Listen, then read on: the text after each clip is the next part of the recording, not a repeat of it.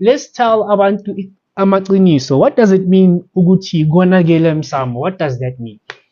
Khehla, umbuzo omuhle loyo, and this could have various interpretations. Sure. Mina ngithanda ukuthi abantu uma utshelwa ukuthi inkinga isemsamo, into yokuqala ekumele uyenze wena, ngithi misa amakhandlela uthandaze. Uthandaze because they need to show you ukuthi inkinga kahle kahle ukonakala emsamo yini. Ukugezwa komsamo, kuthwetshula idlozi. It could have various interpretations.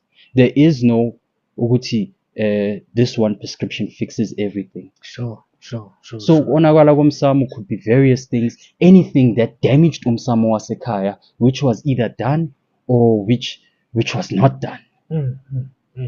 Sure. Ngiyakuzwa Khehla. Futhi mangagcwalisela